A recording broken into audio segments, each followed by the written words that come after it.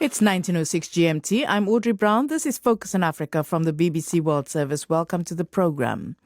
The Globe and Mail online publication says it has obtained eyewitness reports of massacres by Somali troops embedded with Eritrean forces in Tigray during the early months of the war in Ethiopia. The new evidence raises disturbing questions about a covert military alliance between Ethiopia, Eritrea and Somalia that has inflicted death and destruction on the region of Tigray in the north of Ethiopia. I've been speaking to the former Somali intelligence chief, Abdisalam Guled, who is now a security expert on the Horn of Africa. So what is Somalia's interest in the war in northern Ethiopia? I don't believe Somalia has any direct or indirect interest in the war in Tigray, except they should have take a place or role to mediate or to become a neutral point if they can assist the problem. They should not contribute the problem as it stands.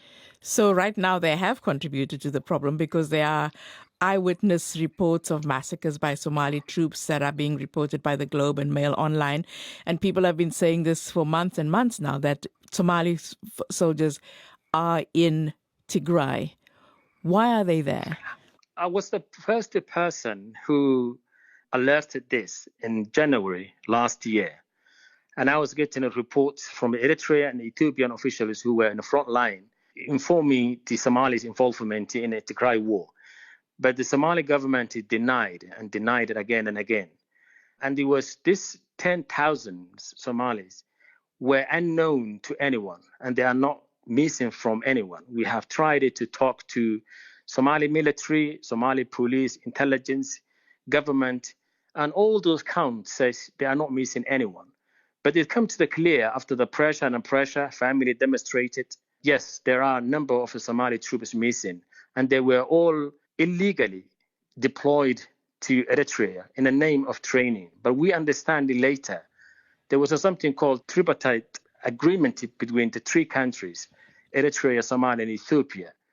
And they were trying to have a standby force, equal number from each country, 30,000, the report says. And this could be the reason why they've been deployed to Eritrea unknowingly and secretly, without any proper documentation as well. So essentially the Somali government has sent its people into Tigray, into Ethiopia. The Eritreans are there as well, and they're fighting the TPLF. Yes, they're fighting alongside the Eritreans. The Somalis are wearing Eritrean uniform, commanded by the Eritreans. So this is something we knew, but we never had any evidence because the area was completely sealed off, communication sealed off, and there is no any form of communication that you can have. But now we have seen that this newspaper reporting witness accounts of how Somalis being conducted in that part. And these soldiers, they were smuggled without documenting, without knowing them. Most of them, I spoke to the parents. I spoke to more than 500 Somali parents who haven't heard from their children. Some of them, they've been misled by taking to Qatar to guard the World Cup, as they've been told, or to take into Turkey as a member of the Somali military training course. So this is a secret, and this is absolutely betrayal and unacceptable for the Somali government to contribute the violence in Tigray region. And I don't know how it happened. So essentially the Somali government, according to what you are saying, lied to the people of Somalia about where their children were going. They were saying that they were going to Qatar to be part of the World Cup and they were going to go for training. But in effect, they were going to go and fight a war where they may have been killed as well. They were killed. And I've been told by the Eritreans, by the Ethiopians, they were killed. Some parents, they told me that children managed to speak to them and they informed them of friends and family who've been taken with them along, being killed in a war in Tigray. The great number of Somali soldiers who were smuggled to Eritrea without any proper documentation, yes, they were killed. So these are not normal soldiers. They were not on anybody's books. Were these people that were just conscripted under false pretenses? You know, boys on the streets? They were not boys on the streets. Mainly, they came across to Somalia, Somaliland, other part of Somalia, in the name of taking to Qatar, because Qatar, they took around 1,000 Somali soldiers, which they said they will be part of the Qatar security to protect the World Cup. And that name they recruited. Some of them being told that they were taken to Turkey.